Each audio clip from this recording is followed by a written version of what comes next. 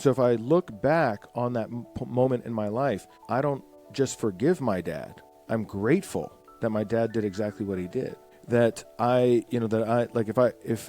if I had it all to do over again, I would want him to do the exact same thing. That's a place of, that's not forgiveness, that's gratitude. And forgiveness is kind of like this concept that I'm right, you're wrong. I'm going to let it go this time, but don't you ever do it again. Versus gratitude is the place of, no, I can see how this serves me exactly as it is. Keala, thanks for joining me on the Mindful Movement podcast. Hey, Les. Well, thanks so much for having me, brother. I really appreciate, the time. So you're the founder of Insperian. Am I saying that right? Yes. So sold my previous business in 2024 and went full-time as, founder and CEO of Insperian. So it's been around for a couple of years. It's just that now this is like my primary focus and really what I want to spend the rest of my life doing. Oh, nice. Well, that's what you say now. We never know what the future holds. This is a fair point. I agree. So you alluded to some of the things you guys are working on before we hit record, and it was very interesting. You mentioned you were moving to buy a ranch, so you had a ropes course, and I was like, what? Connect the dots for me, man. And it sounds like you have a very creative way of helping people, I guess, mentally, emotionally, and physically to provide some path of growth for them. Yes. So, you know how, high achievers, entrepreneurs, high achievers, like they know that they want to create something great. Like they know that they're up to something big in the world, but they often tend to come up against themselves in the process, right? Whether that's procrastination, self-sabotage, imposter syndrome, self-doubt, things like this. And then, they've done the meditations, they've done the, seminars, and for whatever reason, they're still experiencing some of these symptoms that stand between them and their goals, their dreams, their achievements, their aspirations. Well, what we do is, through something that I call integrative neural conditioning, we take our clients through a set of experiences that helps them rewrite their internal, programming, their default programming, such that they overcome the procrastination, the self-sabotage, the imposter syndrome that's kept them from getting what they want. We have lots of success stories of, people who've grown their businesses 10x as a result. So that's what we do now. That's obviously not where I started. Gotcha. So you're working on, I guess, rewiring people's brain to some extent, which there's a lot of ways to do. There's like a lot of tools out in the world now that people are using to reframe the way they think about things, reframe their relationship with themselves or others, and change how they could show up in the world. But you're using very different strategies, it sounds like. Can you talk a little bit about the, I guess, I don't know if I'd say adventurous side of this? You're using what sounds to be like a giant playground. Yeah, well, that's one way to put it for sure. So let me back up first and kind of break down our general thesis, right? The way that we create our belief systems about ourselves or the world around us. So we know through, cognitive psychology, from 0 to about 7, 8 years old, a child's brain is operating at theta brainwave. So essentially that means that, they have no firewall. Theta is the same brainwave as hypnosis. So they have no firewall. Everything gets in. The upside to this is that's why we say that children are like a sponge. The downside to this is that they have no prefrontal cortex yet, so they have no ability to filter and rationalize the world. In other words, when mom and dad split, they don't have the ability to rationalize and say, well, mom and dad didn't have great communication, and that's why they split up. No, what they experience is, dad's not around anymore. He must not love me. I must not be lovable. And so from 0 to about 7, 8 years old, we create, there's different theories here, but and somewhere in the ballpark of 80 to 90% of what we believe about ourselves or the world around us was created before we had a rational mind. So when we back that up a bit, what we discover is that, we have these highly charged emotional experiences, many of which happen in our early childhood. And from those emotional experiences, we create a belief about ourselves or the world around us. And what we do in our programs is we help people rewrite those beliefs using the exact same methodology. So some people will use a repetition based approach to changing their neurology. A repetition based approach can be something like affirmations. It can be meditation, which obviously you guys have a beautiful podcast about. And these are things that are scientifically proven to work over time. And at the same time, when we look at the brain as an organ, it's an adaptation tool. So the more pressure it's under, the faster it adapts, the faster that neurology can change. So we take our clients through a series of experiences. So not lectures, not a motivational seminar, not note taking experiences, but a series of experiences that can be in our online class. It can be games, small group exercises, various activities, wherein through the experience itself, one, they discover themselves, they learn about themselves, they learn about their current wiring, and secondly, they create more neuroplasticity, meaning the brain is more malleable to change. Because when we're talking about changing our results, ultimately what we're talking about is changing our actions. If we're talking about changing our actions, we're talking about changing our thinking. And if we're talking about changing our thinking, really what we're talking about, what we know in psychology is 95% of our thinking is unconscious. So ultimately what we're talking about is changing our unconscious programming. So if we want to change our outcomes, we change our programming. And so ultimately that's what we take people through, is a series of experiences.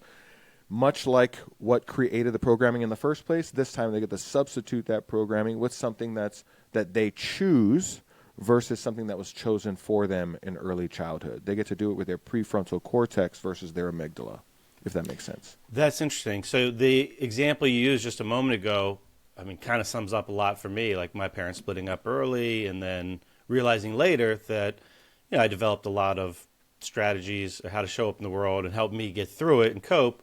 To account for the fact that I didn't understand that it was an issue between two adults. It wasn't about me. It had nothing to do with my worthiness, whatever. How in a like classroom setting or what seems like an adventure park setting or something, do you simulate something like that? Like how do you create that so then someone could work through it in a different way now that they have access to a more developed frontal cortex and such? Yes. So there's a few different ways that we do this. There's an introductory class we do called Genesis. That's a 3-day online class. The fact that it's online and 3 days, it's going to have its set of limitations. And then we have advanced classes where we take this, we integrate some other modalities into the advanced classes. But let me kind of give you a high level overview. So to your example about mom left, mom and dad split, and we create these beliefs about ourselves in regards to that. In the course of our 3-day class, we start, taking people through a series of experiences, and as they're having these experiences, at the end of the exercise or the activity or the game or whatever it is we do, what we do is we kind of hold up a mirror. The facilitator will hold up a mirror for a while and start asking questions that are self-reflective. What did you experience during the game?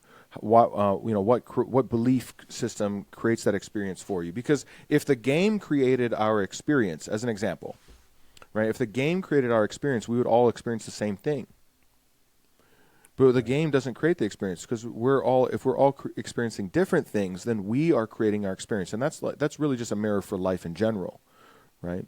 Projecting your insecurity or whatever through that game. Yeah, we project our biases onto life, right? So life isn't happening to us so much as we are happening to life. And through those exercises, those experiences, they start to become aware of, wow, I remember this happened in childhood, or I remember going through this in high school or middle school, or I remember my parents talking about this, or when I grew up, my dad used to say this a lot. And so they start to discover where they've adopted these beliefs. And some of these beliefs can be heirlooms. They're handed down from one generation to the next. One of the exercises, as an example, is we take them through a closed eye meditation, wherein we call this exercise Mom Dad. And when they go through the exercise on Mom Dad, they're taken through a closed eye experience, wherein they start to see the world through their mom's eyes and see the world through their dad's eyes. And we actually take them through a process wherein, like, they rewind back and see their dad as a child, and they see their mom as a child.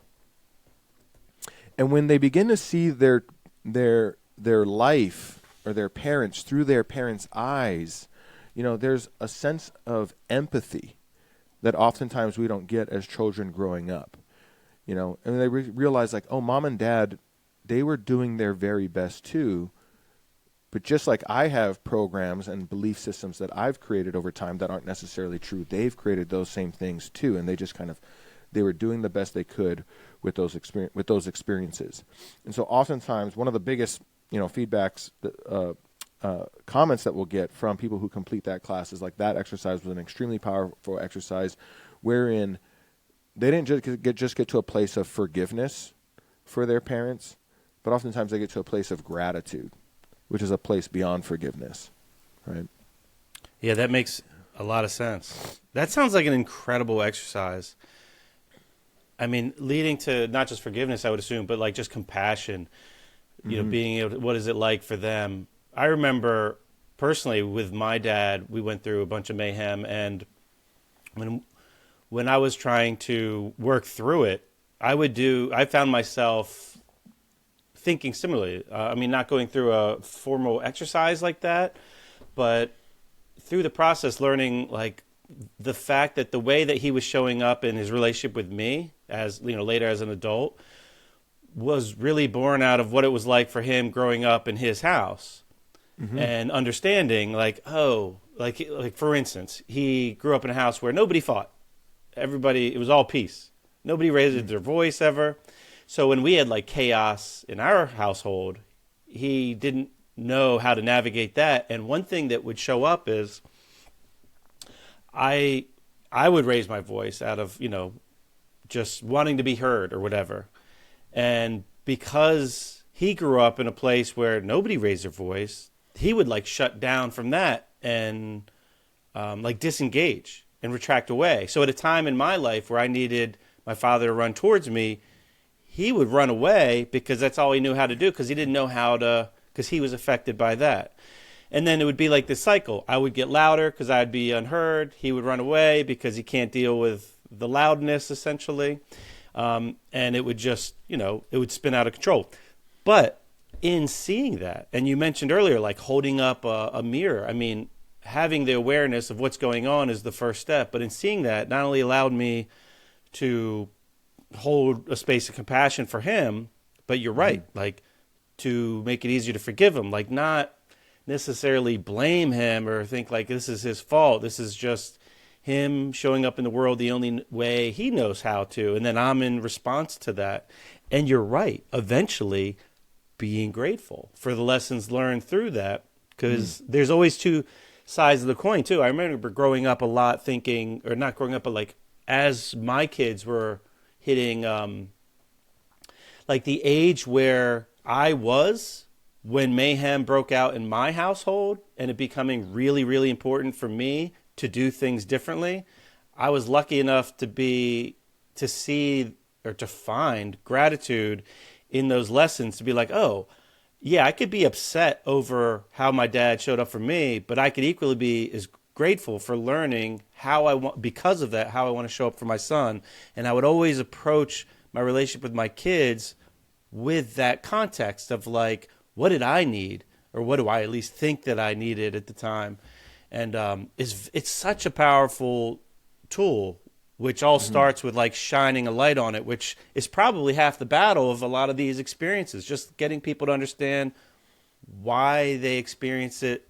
Why are they experiencing that exercise the way that they are experiencing it? Precisely. I mean, you nailed it. I don't really know that I have much more to add to that, really. Oh. Well, let me ask, like, what brought you to do this? Because before, it sounds like you were doing something very different. The impression I get from like your online content was there's a lot of like online business strategy stuff, which is interesting. Not a topic we generally talk a lot about on this podcast, Hmm. but I mean, something must have uh, triggered you to switch gears, or maybe did you go through this process yourself and this was born out of some pain as you were, realizing you were being affected by something that happened when you were in those first 7 years, like you alluded to earlier? Yeah, I would say like many of us that are, teachers or healers as a profession, it's our mess that becomes our message, right? And I'm sure you can relate from listening to what you share on your podcast. And so I'll rewind and tell this story. So remember I was saying that, what we do is we currently work with like entrepreneurs, high achievers to help them overcome the mental roadblocks that stand between them and their goals. And we guarantee results on that as well. And obviously I didn't start there, right? So let's rewind to 2010. I'd been a wannabe entrepreneur for about 10 years. Total failure, just, catastrophic, embarrassing failures over and over again. And one day I'd come home from a barbecue, and at the time I lived with some roommates, and sitting on my bed was a stack of photographs. And I can vividly remember walking into the room and going like, what is that? So I walk up to my bed and I pick up this stack of photographs, and every photograph was ripped in half, and there's about a dozen of them in the stack. And as I'm going through the stack of photographs, at the bottom there was a note, and the note said, "Picture me out of your life." And this is how my girlfriend of 4.5 years broke up with me, which I think is a pretty savage way to break up with somebody. And I remember thinking in the moment, like, okay, obviously she's upset. Eventually we'll talk. We'll figure this out, right? Like, I didn't see this coming, kind of a thing. Well, fast forward about 3 weeks later. At this point, I've moved out of the house with my roommates because I couldn't afford rent anymore. I'm back living with my mom. I'm, struggling to make, a meager existence, for myself. And she won't respond to a text message, a phone call, nothing. I can't get any response from her. And I start taking this inventory of my life. I'm pacing up and down the hallway in my mom's little 1,000 square foot apartment. And I can remember exactly where I'm standing. I can remember exactly what I was wearing, the moment that it hits me. And what hit me was, what if it's me? That was the question. What if it's me? Because what I suddenly realized is in every area of my life where I was unhappy, unsatisfied, unfulfilled, out of alignment, not getting the results that I wanted, the only common denominator was me. I was the only thing that any of those things had in common. And while that was, a painful pill to swallow, at the same time, it was the most freeing question I've ever asked. It was one of the biggest breakthroughs, because I realized in that same moment, well, maybe I can't change everybody else, but I can definitely change me, right? And so that began my journey through the world of, that's what introduced me to personal development. So I reached out to a buddy of mine who had been talking to me about this, class, very similar to the 3-day class that we do online today. He'd been talking to me about this class for a while, and he's like, man, like all these go-getters I know, like all these really ambitious people that I know, I've like met several millionaires through this class and stuff. Like, you should really check it out. And I was like, well, I kept making up excuses about why I couldn't go. So I reached out to him and I said, hey, man, this is what I'm going through right now. Tiani and I aren't together. We split. I've kind of recently had this discovery. Would you recommend that I take this class? And he's like, man, you're in for one hell of a journey. And 2 weeks later, I was sitting in a classroom in person, experiencing something very similar to what we create at our Genesis class. And by the second day of that class, I just knew my whole life's going to be different after this. Like, there's just no way that I walk out of this room and my life is ever the same again. And it wasn't from something the facilitator said, or it wasn't from like some lecture or some notes that I took. It was from discoveries that I had about myself and why I was showing up in certain ways in my life. And from there, I did, obviously much more personal development work. Then I eventually got into like the science, like brain science, and I just got for the last 15 years or so, everything I could get my hands on this topic. This has probably been my number one obsession in life. And at the same time, when I as I came out the other end of those experiences in 2011, I thought maybe I'll be a life coach. Like I wanted to take this stuff that was so inspiring for me and powerful for me and potent for me that I wanted to share it with the world. So I thought maybe I'll become a life coach. So I scrounged some money together, thousands of dollars that I didn't have, went through an 11-month program, come out the other end. I'm trying to get clients for my life coaching. I discover fairly quickly that nobody wants to be coached by a guy who's broke with a 500 credit score, living in his mom's spare bedroom, working in a coffee shop for minimum wage. And there's this. So I start looking into affiliate marketing online, which is something that I had done in the past, but I had never really taken it seriously. And so I start relearning affiliate marketing. There's a conference. I sell everything I have. I pick up extra hours at work. I go to this conference in San Diego. I remember like on my way there, I was planning on sleeping at the convention, the San Diego Convention Center. I was planning on sleeping there because I didn't have any money for a hotel room, just to get to this conference that was an internet marketing conference. And on the first day of that conference, the founder of the company comes out. There was a couple of speakers that opened up. The founder of the company comes out, and he delivers this beautiful, beautiful speech about, how everything that he went through to build that company. And I remember looking around the room. There's about 1,800 people in the room. People are hanging on the edge of their seat. Towards the end of his talk, there tears in their eyes. And I realized he just did what I want to do. He inspired this whole room of 1,800 people. And if I go get results that people want to have, then they'll care what I have to say and the message that I have to share. And so there's this moment where it clicks for me that like the best way to share my message is for my life to become my message. And that's when I got serious about like creating an income, not necessarily so that it could fill my bank account, but that it could fill my soul in terms of becoming something that I could deliver my service of love to the world through. So that was in 2012. I went on to make my first $1 million as an affiliate marketer. I had the great opportunity, to apply what I learned in these classes to an endeavor. So over the course of 3 years, I make my first $1 million. That turns into lots of people asking me to teach them what I'm doing, how I'm doing it, how am I running Facebook ads, how am I building an email list, all these different things. And so in 2016, it kind of organically turned into a coaching business. This is before everybody and their brother was a coach. And so we launched a coaching business. I scaled that from zero to $1 million a month in 4 months, which I wouldn't necessarily recommend to anybody. I mean, it was a very, very rapid growth, a lot of stress. And then over the next several years, we did about 140 plus million in that before I exited that company last year. But what I'm talking about with you here, this is something that we offered on the back end of all that coaching. This is something that we've offered ever since 2017. It always existed behind the scenes. It was, hey, if you want to make more money, here's my coaching program. I'll teach you affiliate marketing. But I knew that my clients' success had much less to do with them executing on the skills. Like I know the skills work because the people that apply it get results. But it was more so reliant on, do they actually execute on the skill? Do they do the thing, right, that they're learning how to do? And that's about really clear. That's not so much about learning something as much as it is about unlearning a lot and clearing out the kind of mental head trash that stands between them and taking action. And so we had these classes on the back end. And then during the pandemic, I had an interesting conversation with my business partner. We were going through a lot of data about the business, and we discovered that every one of our students or clients that had made over $250,000 in a year, 100% of them had also done these mindset classes. And then I started looking at the reviews that people had and the results that people had in their life as a result of these classes.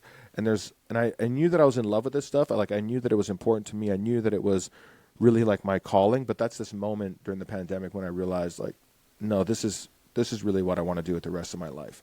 And so at that point, it became just a matter of time before I either exited or closed my previous company and spent the rest of my life doing this, which, as you said earlier, I mean, at least for now, we know that I am dedicated to this for the rest of my life. But who knows what the future holds, to be fair. Gotcha. Oh, what a cool story. Boy, you throw out some big numbers there. So you work with, like, you say high achievers now. What does that mean? I see a lot of people say that. what is a like what makes somebody think I'm a high achiever? This program is for me, or what does it mean on your end when you're trying to market to that? Well, I think for the most part, high achievers kind of self-identify. Like they hear the word high achievers and they think like that's me. I am that person. Versus, oftentimes people, I know for myself, I wouldn't have necessarily years ago called myself a high achiever. But the folks that have big dreams, big ambitions, big goals in life, especially entrepreneurs, because entrepreneurs can see the results of our work right away because they're in a performance-based role. So if their performance changes, they reap the rewards immediately, right? What's an example of that? Like, let's say someone is, when I think of an entrepreneur, I think of somebody that's a business owner of some sort that is, maybe like self-motivated or self-starter, someone that's like trying to create something and deploy it to some level of monetary success or whatever.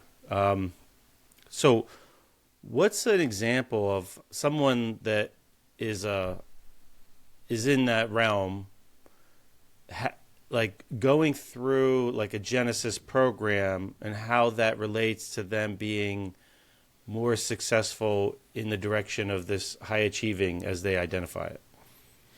Yeah, so an example that comes to mind as you were asking is a guy named Cole Van D in our community. We recently got a testimonial from him.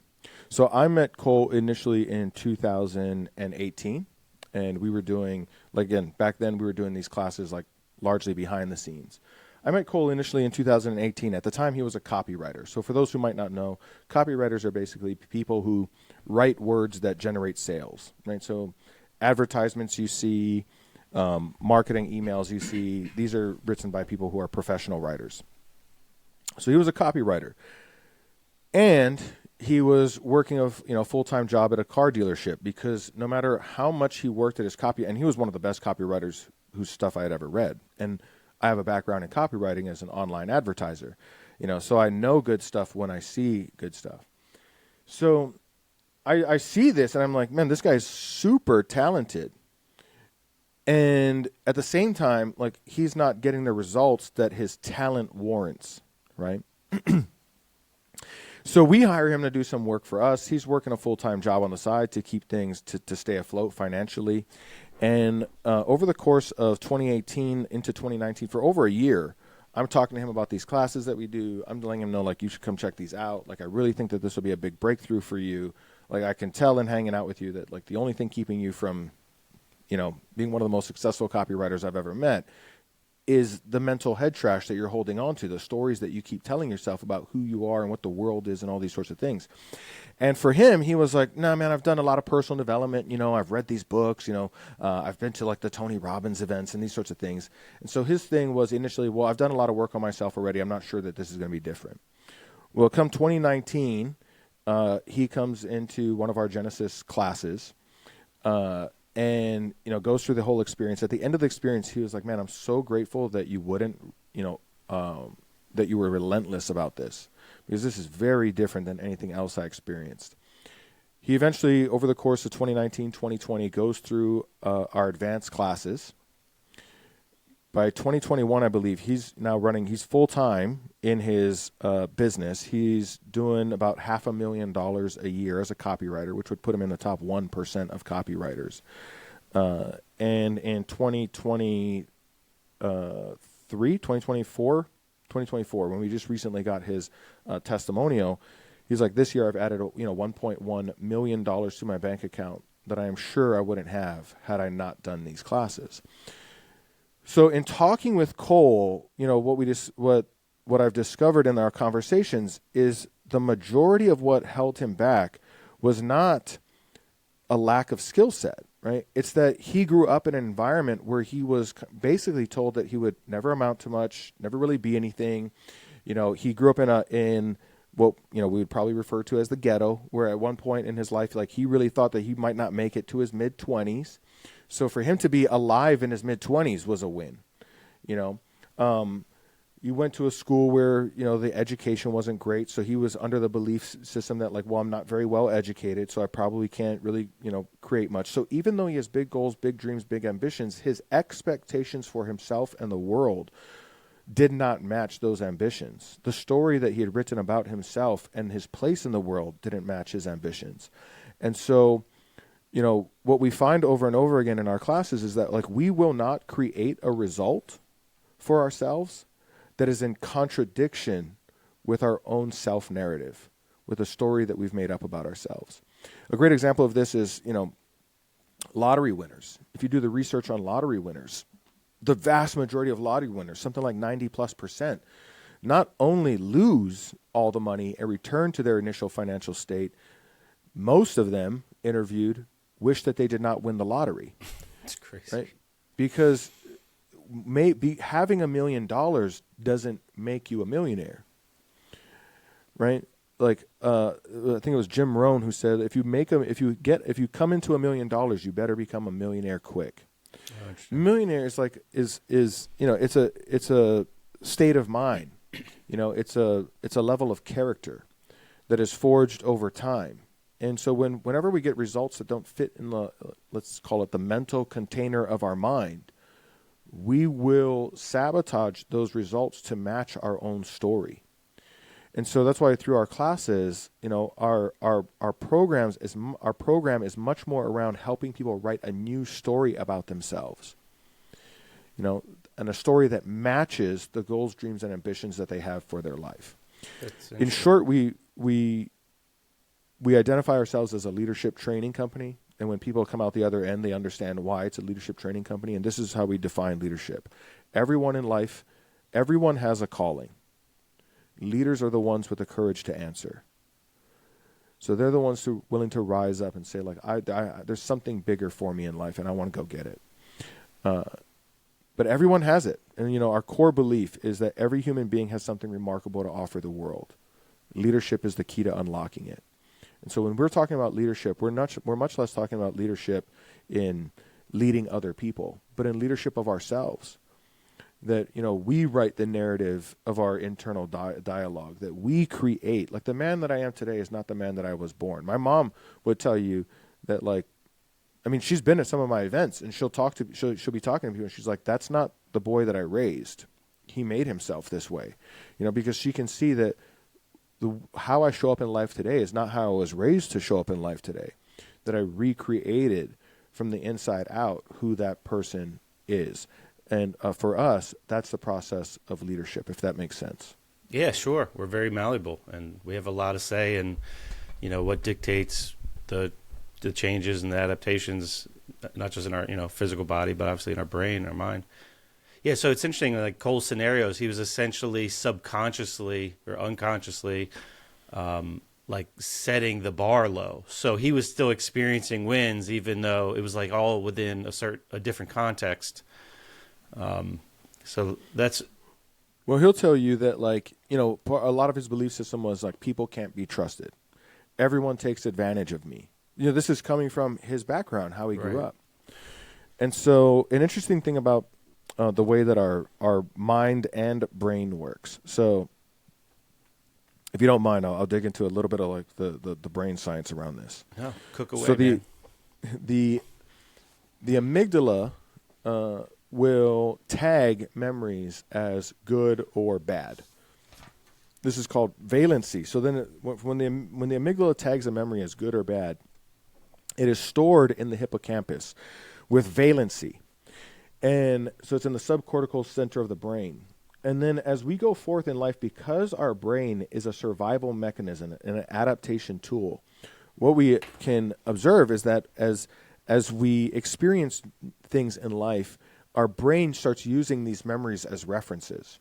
So anything that comes up that triggers an old memory, this is essentially what it means to be triggered. This is what it means to have, why does something push my buttons? Well, what is a button? A button is just an old, unresolved memory that's polarized. And so, we experience these things in the present, but we reference, because our brain is wired for shortcuts, to help us navigate the world, it references old memories. And as soon as something comes up that references one of these quote unquote negative memories and that we haven't resolved, we bring all of that baggage right into the present. So rarely are we even truly present. That's what I love about what you're doing with your mindfulness podcast and all of the meditations that you create, is you create the opportunity for somebody to practice presence, like being present, because we're so rarely actually present. So we bring that baggage from our past into the present moment. We judge this moment based on the past, which becomes a self-fulfilling prophecy wherein we respond to this moment the same way that we responded to it in the past, and we create that experience over and over and over again, helping us be right about our story. In Cole's case, people can't be trusted. People always take advantage of me. It helps us be right about our story, but wrong about our goals, dreams, and ambitions, oftentimes. One is our identity, our existing identity, and one is an identity that we would love to have, right? And so when he's caught up in that narrative, everything that comes, like as these experiences come up for him, he's unable to approach those experiences from a fresh perspective. And so he creates over and over again in his life. And he'll tell you this. This isn't like me telling you this. He'll tell you this. He creates over and over again in his life new events, new experiences that match the old experiences of the past. And at that point, he is caught in a revolution rather than an evolution, right? His destiny is dictated by his history versus being dictated by his present choices and actions. Am I making sense to you? Yeah, sure. I mean, it resonates a lot. Like the brain kind of mapping out these things from the past that helped you, get through whatever the thing was that was happening. And then when something triggers you now, you are like right back there. Mm-hmm. Like you're bringing all that stuff that originally generated that map in your brain to this moment, and then you're living out of it. I mean, I did this fucking yesterday, man. We're recording the day after Father's Day, and we had people over, and I have this thing that I do, and I've worked through a lot of my issues, but we always have more, whatever. And I have this thing where when somebody says something that I don't find true or accurate in a conversation, it's like I can't go on and move past that without ironing out that. And it's like there's something in me that wants to be right and like get that person to see a different way. And it creates a shitty conversation. Like this desire for me to be right instead of be like quiet and calm or kind or whatever fucking ruins it for everybody. And and it's never with like, well, maybe it is sometimes, but it's usually with like the people I care about most. Like these are with like family members. Like these are the people I care about. And I wind up getting in these arguments that my wife will say are pretty one-sided because I don't give people room to speak, but I don't know where that comes from. Like maybe I'm just still trying to earn validation or something as a kid, and that's like just showing up as almost 48-year-old man still, when it's not necessary. Like it doesn't really matter even if the person that I'm talking to is wrong and I'm right, and it continues to be that way. Like 100 years from now, it's all new people anyway. Like, I might as well enjoy the relationships I have. Like, they don't have to be these chaotic,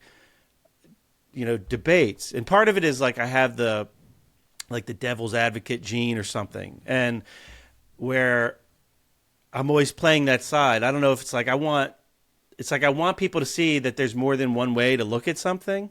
Mm-hmm. And part of that is because I want to help them, because I do think it's helpful, because we really don't know when we're blinded by, we're affected by information that comes in, and you could be seeing a sliver of things, and it might be a fact, but not the truth. It might not be the whole picture, and that there's other ways, there's other components, and like, it comes up in political a lot because people always think that people on a different political spectrum, they think they know why those people do things.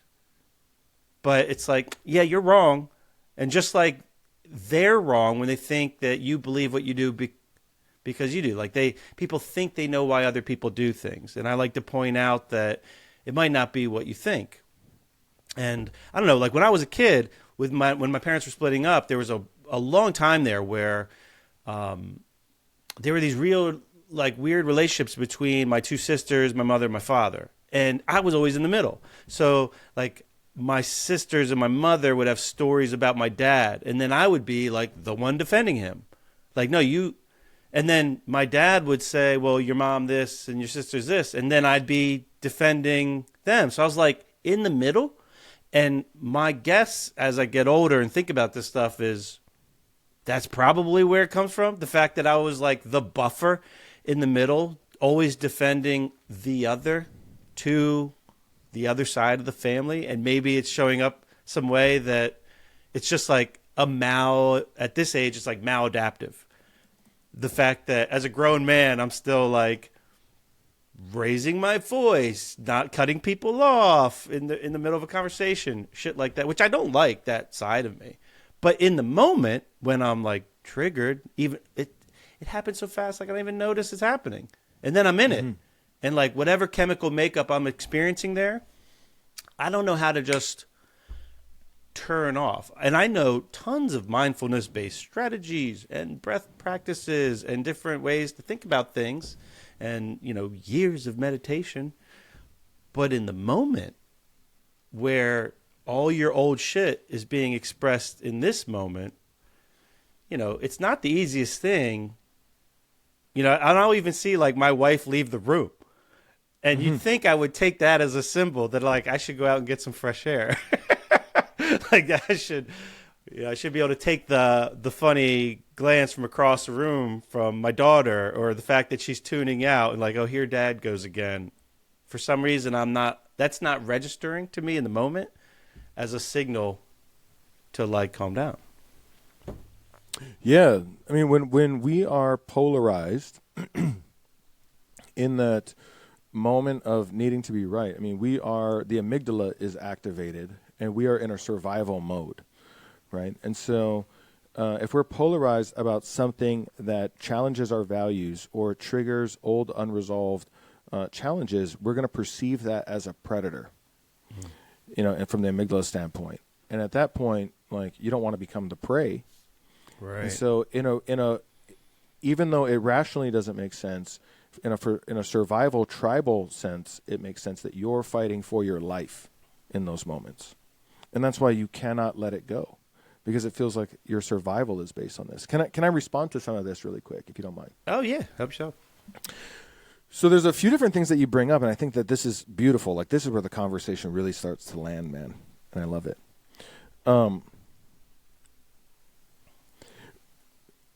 One of our deepest needs is the need to be right? Because as a tribal species, if you look at at the human brain from an evolutionary standpoint, we are wired to be tribal, meaning we have to fit into a group somewhere. Have you ever watched the show Alone? Oh, I love that show. Oh, okay, me too. My girl. That's and I one of the few watching. shows I actually watch. I watch very little TV. So I normally will like watch documentaries or something if I'm going to watch something. But my girl and I were on vacation once in Hawaii a few years ago, and we happened to turn on Alone, and then we got addicted while we were on vacation, right? But the reason I bring it up is because, as you'll know, then they take people who are survival experts, right, trained in survivalism. They put them out in the wilderness all by themselves with nothing other than, a few resources, a few tools, and a camera. And they begin documenting their experience. And whoever lasts the longest wins the quote unquote contest here in the show. And I'm just kind of explaining this for your guests. But notice, Les, that like nobody thrives, right? It's always who's going to die last, right? It's who's going to starve last. Nobody creates a village and goes on to build an empire. Like nobody is thriving in that environment because we are not designed to be alone. And so our brain, as part of being part of a tribe, from a very early, from some of our earliest memories will be memories around being told, don't do that. Nope, not that. No, you're wrong. And so we're indoctrinated from a very early age to be right as a way to fit into a tribe. And so it becomes a survival mechanism. Now, imagine then that you write these stories from 0 to 7 or 8 years old about who you are in the world, how you fit into the world. Those stories are completely irrational, completely illogical. They're based purely on emotion and, the amygdala driving the narrative. And then you develop these stories, and for the rest of your life, you want to be right about those stories. That means then that a 7 or 8 year old is in the driver's seat of your life. And I hope that scares some people just a little bit, And so what you're expressing though is perfectly natural. Here's what's interesting about the trigger is when a simple question might be, well, what is right? What does it mean to be right? So,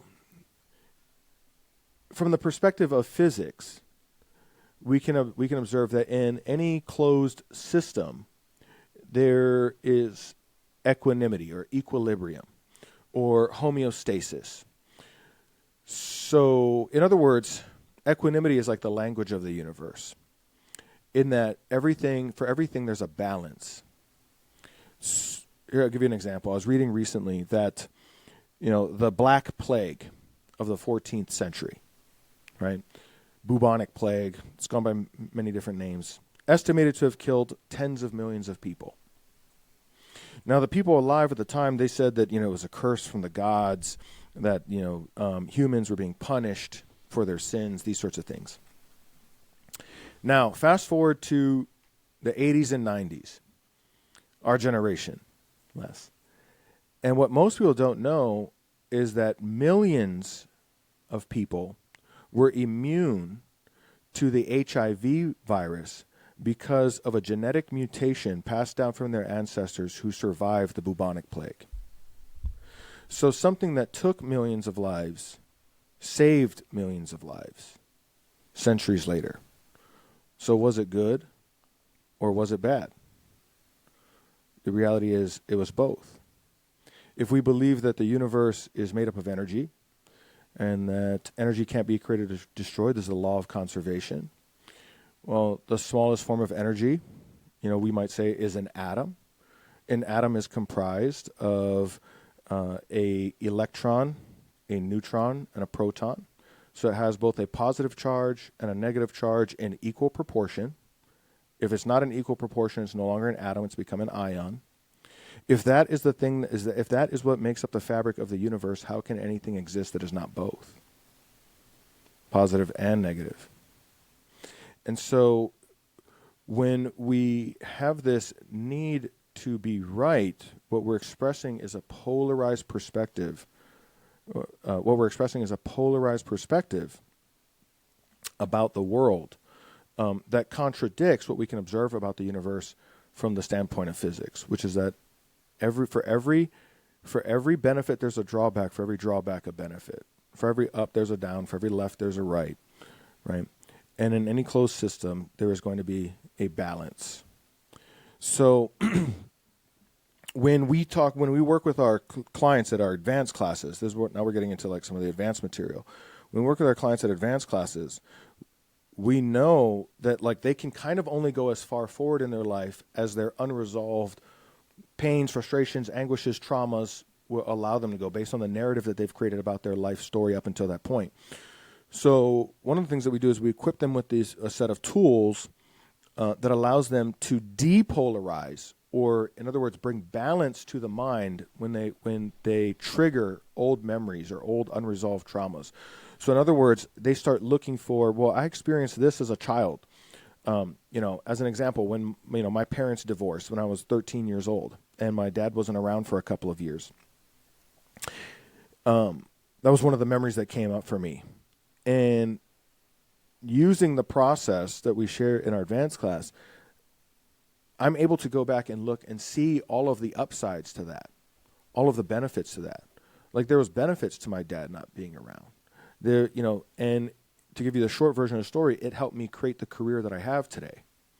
So I wouldn't be who I am today if my dad had stayed. And so if I look back on that moment in my life, I don't just forgive my dad. I'm grateful that my dad did exactly what he did. That if I had it all to do over again, I would want him to do the exact same thing. That's a place of, that's not forgiveness, that's gratitude. Right? Forgiveness is kind of like this concept that I'm right, you're wrong. I'm going to let it go this time, but don't you ever do it again. Versus gratitude is the place of, no, I can see how this serves me exactly as it is. I can see the divine wisdom of the universe through the apparent chaos of life. And if I had it all to do over again, I would change nothing. And at that point, that's what we define in our curriculum as a master of life. Is that we're not projecting our biases on life, but that we are seeing how life is serving us. And oftentimes when it feels every time that it feels like the road is falling out from beneath us, it's actually rising up to meet us and take us on our mission.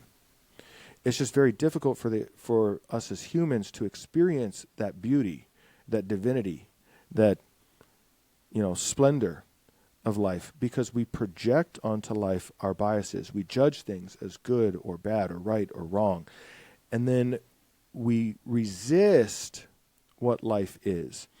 I've said before that all human suffering, all suffering, is found in the gap between what life is and what we think that life ought to be, should be, supposed to be, needs to be, has to be. And that gap, right, is where we experience all of our pain and anguish and frustrations and resentments and baggage that we carry throughout our life. And it's not wrong. It's just that our brains, because of the way that we learn, we learn through polarization. We learn through contrast.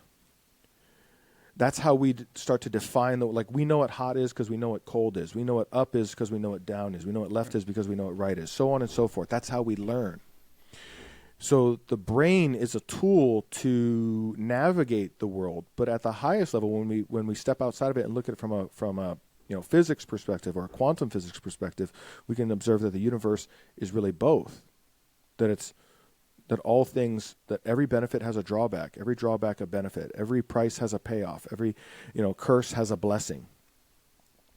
And so we learn about our world through our brain, which uses contrast. But wisdom is to see that contrast is an illusion. And then we move from revolution to evolution. I said a lot of things there. I hope some of it made sense. Yeah, sure. I mean, it makes me, a moment ago, I was just thinking about, in the scenario that I just painted about, getting triggered by, and then wanting to be right, and thinking back of where that might come from, and being that buffer between the family. I was thinking, can I add a thought to that really quick, Les? Yeah, sure. So notice how you were the buffer in the family, because in a closed system, there's always a balance. So if your mom and your sisters team up against your dad, you play the opposite side. You become the balance in that dynamic and take the side of your dad. If your dad badmouths your sisters or your mom, you take the balance on the other side. And so you're playing that role to balance out the family dynamic. And in any family, we'll see that members of the family will start playing out roles to balance the family dynamic. Go right, ahead. but I'm also thinking, what did it mean to not be right? It meant because the family was being pulled apart, or torn apart, or breaking apart. So it's Beautiful. If I was wrong, the family was gonna tear apart. I needed to be right and convince the others about a different way to see the other side of the triangle. You know, it was like a moving triangle almost. That's what needed to be done to keep it together, as if like I was the one as a, you know, adolescent trying to hold the family together. Like it was my fucking job as a kid, which it wasn't. So like being right and convincing somebody that I was right was, I guess, deeply important to the amygdala. You know, that was survival of the family in my subconscious mind. That's such a beautiful discovery that it brings tears to my eyes. I don't know if your listeners won't be able to hear those tears in my eyes. And it's such a beautiful discovery because you were fighting for your existence. If the family not being together as a child is a life-threatening experience. So you were fighting for your survival. And then you carry that you carry that role forward in your life, and when something else triggers you, it's a survival opportunity. I've got to be right or die. Beautiful. Yeah. Boy, I did not see this conversation going this way, Keala. Neither of us could. Interesting. It's very timely for me. I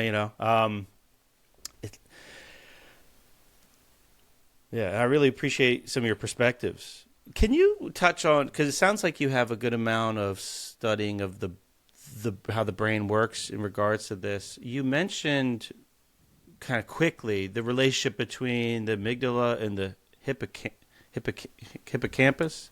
So the amygdala is like I mean, I'm sure it has other things, but it's like a stress center of some sort. Like, what's the relationship of those two parts? What's the role that the hippocampus plays? I haven't learned much about the different parts of the brain. So the amygdala would be what we consider like the oldest portion of the brain, or the animal portion of the brain. So the amygdala's job is purely survival. It's the first survival mechanism of the brain. And so before, as a species, before we have language, which is the limbic brain, before we have a prefrontal cortex, which is our genius center, it's what makes us, separate from every other species on Earth. The amygdala is what keeps us alive. And so it has if you think about it from our survival perspective, the amygdala's job is to identify prey, escape predator. Okay. It is automatically biased because if you hear a rustle in the bushes, it is safer to assume that rustle was a predator and run and miss out on a meal. Because if you assume that rustle in the bushes is prey and it ends up being a predator, you become the meal. Right. Does it make sense? Sure. So it's biased for whatever is best for survival. So the amygdala, that subcortical portion of the brain, that's what we're operating from when we're 0 to, our prefrontal cortex starts to come online. Limbic brain starts to come online about 7, 8 years old. Prefrontal cortex really starts coming online when we're 12, 13 years old. It can vary from person to person a little bit, but that's roughly, the science of it.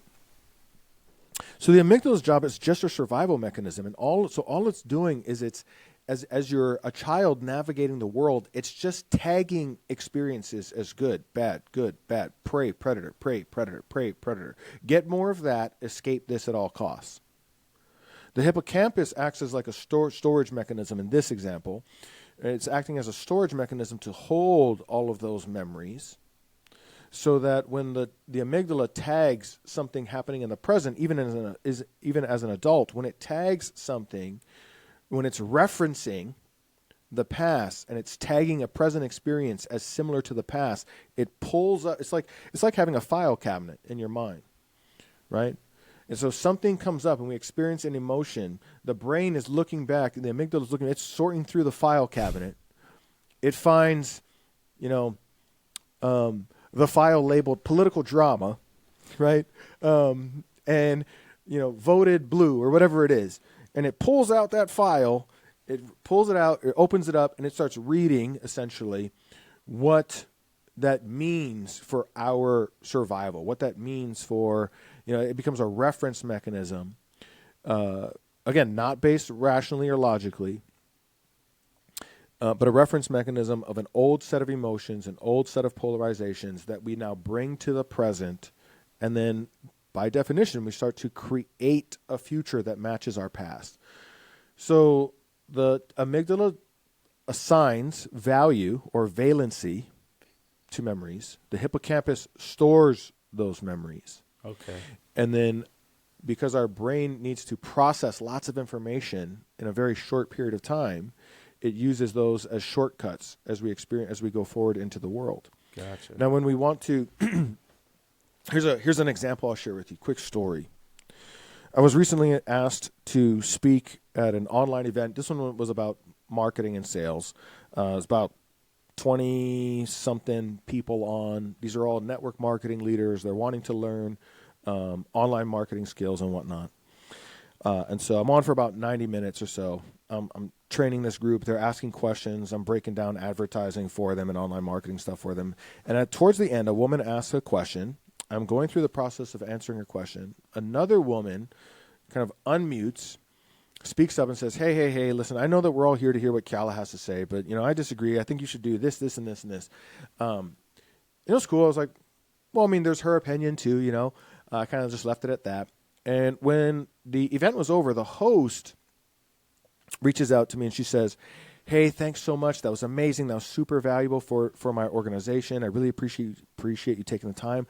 I hope that, you weren't upset when XYZ person unmuted themselves and spoke up. I hope that didn't bother you or anything. And I was like, no, we're good. And after I answered that text message, I sat with it for a moment and I asked myself, if they asked me to come speak again, would I go speak again? No. Right. And so I was like, okay, well, what's going on? What am I experiencing right now? And I could feel this kind of even when she spoke up, I could feel like there was something happening in my body, right? There was a charge that was coming up for me.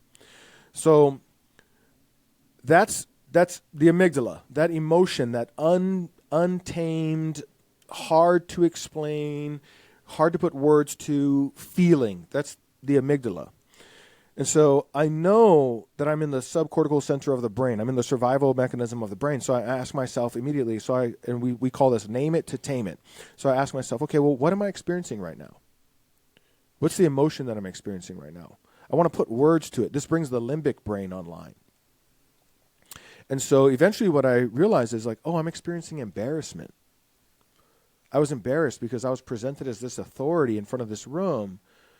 I'm doing my best to speak and answer all these questions, and I'm really giving it my best, and I don't presume to know everybody's answer to every question, of course.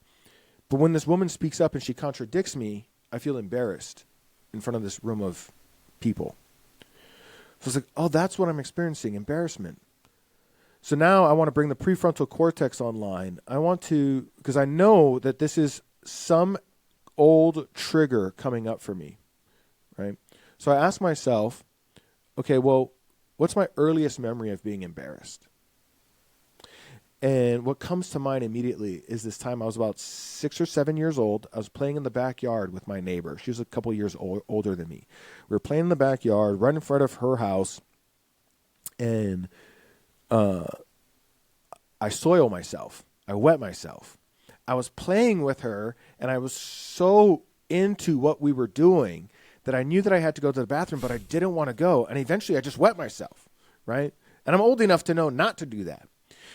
So she immediately starts laughing. She starts making fun of me. She's pointing and laughing. I run back home. And the way that we lived was it was 4 houses on a property, and all of their backyards were connected. There was no fences in between. So I go running back home. I run through the back door into my house. My mom's standing there in the kitchen. She immediately looks at me. She's like, what are you doing? What happened? Why are you? Go to the bathroom. What's wrong? So she starts scolding me. And I, obviously go to the bathroom. I get cleaned up. I change. And I can remember feeling so much shame in that experience. And then so I ask myself this next question, okay, well, what are the benefits of that experience? Well, and this is just a few. number one, I had to learn, I was learning about my physiology. I mean, I learned about like the limitations of my own body. Clearly, I cannot hold my bladder for forever. That's a good lesson. Right? We got to learn it sometime, when we all did at some point, right? So I had to learn that.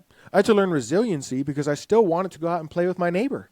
I still wanted to be friends with her. I still wanted to go have a good time. So even though she made fun of me, I had to go face my own embarrassment and overcome the fears and judgments around that. When I came through the back door, my mom starts scolding me, and she's escalated now.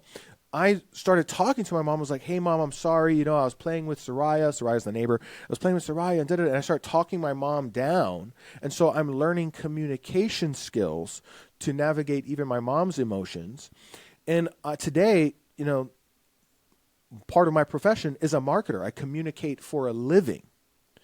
So that experience helped me master the craft that has paid my bills, you know, for the last decade or so.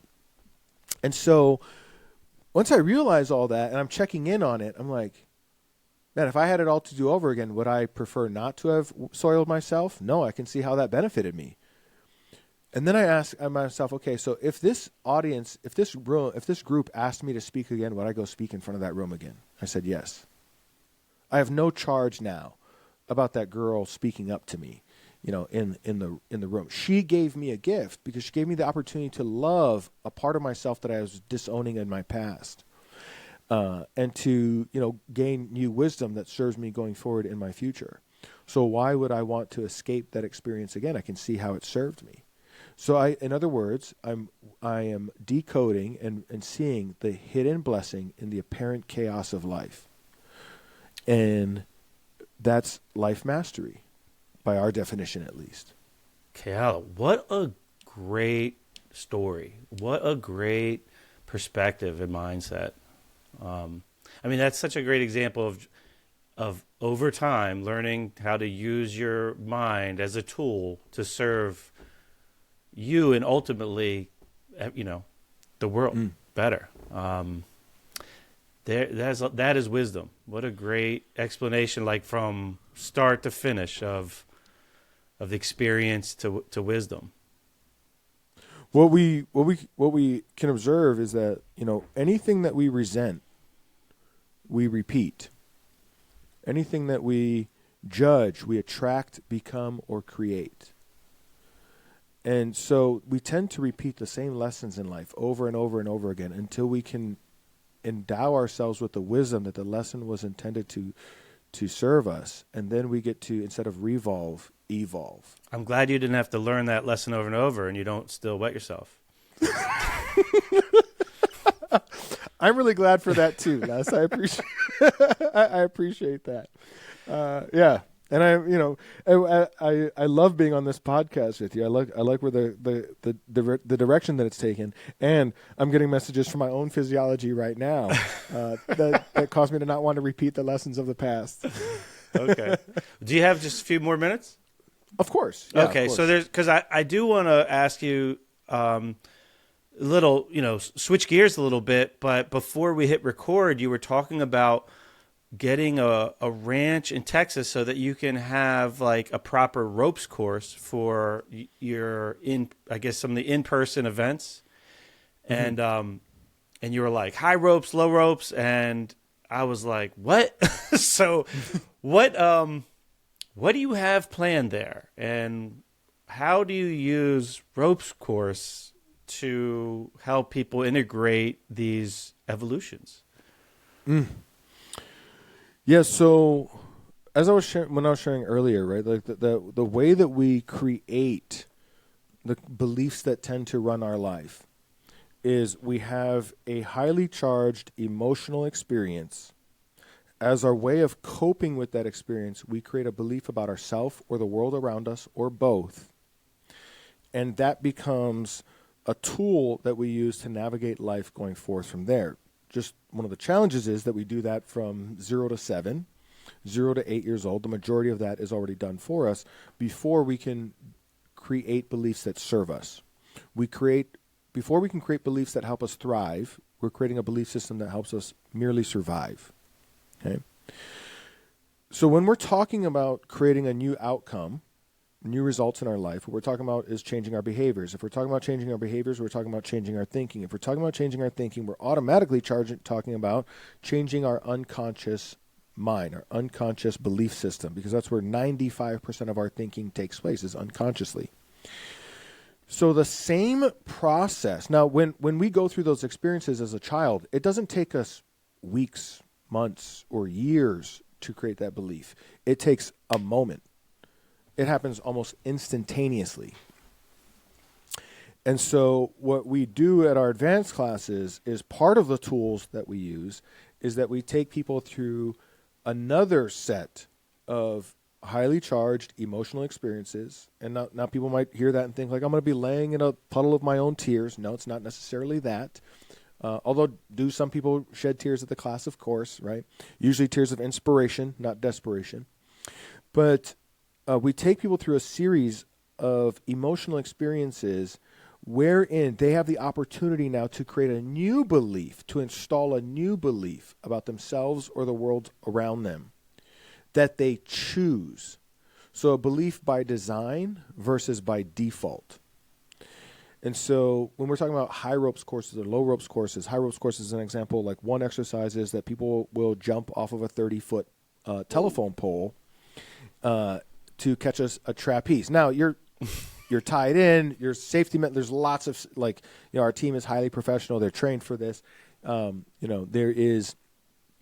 You are in a professional high ropes course, so there is ropes there to keep you safe.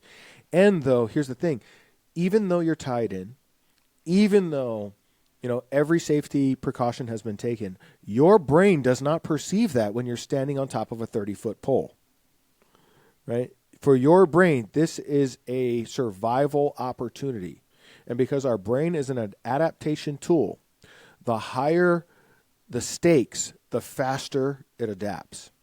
So when you're jumping off of that pole, if you're leaning off an edge, we have an exercise we call the edge. You're 50, 60 feet up in the air leaning off the edge of something. We have an exercise we call the high Vs, where you're up in the air with a partner on ropes. A ropes set that's there's a set of wires, cables that are 30, 40 feet in the air, and you're doing a partner exercise with this person. What's happening is the stakes are very high. The brain is having to adapt very quickly, and you're creating new neural pathways, right? Because just becoming aware of our old belief systems isn't enough. It creates neuroplasticity. It creates what we call what is called a gamma burst in the brain. So the brain has this, momentary electrical charge, usually 30 to 100 hertz. It's measurable, where distant portions of the brain connect, and we go, oh. Like, I never saw it that way. Oh, I'm just realizing this for the first time. Oh, I can see how that's been playing out in my life. These are aha moments. The science term for that would be a gamma burst. And while that opens the door for change in our mind, it doesn't create change by itself, right? What we're talking about when we're talking about change is changing the neural pathways of the brain, or remyelination of the brain. So by taking people through these high-stakes experiences, they are adapting the brain and remyelinating the brain and creating new neural pathways that overwrite the old neural pathways, but they're doing it at a much faster pace, at a much greater rate, with a much greater odds of success versus something like saying affirmations in the mirror every morning, Because at the end of the day, affirmations are great, and I've used them throughout. I still use them today. It's a part of my regular daily practice in the morning, is going through a set of affirmations. But nothing is as affirming as getting the result that I keep saying that I want. That's 1,000 times more affirming than telling myself that I am this person, is actually being that person and showing up that person and having the results of that person. That's 1,000 times more affirming than ranting in the mirror, if you know what I mean, right? So we are raising the stakes, adapting the brain, and creating new belief systems that serve them in going where they want to go at a much faster, more accelerated rate, is essentially the short version. That sounds both very interesting and terrifying. I know I have a lot of fears around height-related things, and that'd probably be really good for me. I fell out of a tree when I was 8. That might have something to do with it. I never even thought of that connection, that getting some epiphanies on this call here. I wonder if that's why I'm afraid of heights. Falling out of a tree when I was little. Maybe. Likely tagged as negative in your, and stored in your hippocampus. And you mentioned, so you're in the process of creating one of these. So right now you do these, you rent ropes courses, I think you mentioned, and you run these programs, and soon you'll have your own place to do it. Is that what you were getting? Yes. Okay. So historically, we've rented other people's ranches, and we want to bring people into a closed environment for the advanced classes. So like you're waking up in the environment, you're going to bed in the environment. So there's this constant environment of self-reflection and self-realization, self-actualization. You're like in that submersive 24/7 retreat style thing. Exactly. Awesome. But there's very few ranches in America that have the facilities that we need. So rather than renting them, which means that I obviously have to pass that expense on to our customers. A couple of years ago, we bought a 300-acre ranch in East Texas, and we're currently building that out, which will obviously help us save a lot of money in fulfilling these programs for our customers. But that's also savings that we can pass on to our customers so that more people can have the experience. When do you see that being up and running? Well, we are recording this episode in June, and the first class will be happening on our ranch. Now, this is going to be, we won't have the full class from end to end, but we're having what we call a hybrid class. The first one is happening in August. So they'll do their entire high ropes and low ropes experience on our ranch. Okay. And if people want to learn more, where do they go to learn all this stuff you do, man? So probably the best place to go if you wanted to see results in action. I would suggest if you're somebody who's a high achiever, an entrepreneur, and you want to break through procrastination, hesitation, frustration, self-sabotage, imposter syndrome, and these sorts of things, I would suggest going to thepowercode.com. There's a self-assessment that we give away there. When you download the self-assessment, I explain how it works on the page. Download the self-assessment. On the next page, there's a 2-hour masterclass that I take people through where they can learn much more about how to utilize what I call the power code.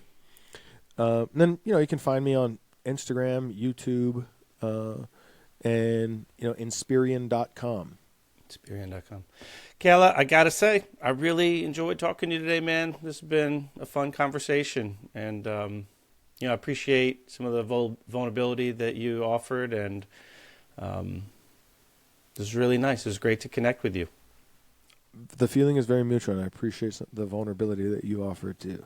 And for the listeners, always thanks. Always grateful for your listening. I hope you enjoyed it. And Keala, I hope our paths cross again sometime. I look forward to it. Thank you. All right. Have a good day, everybody.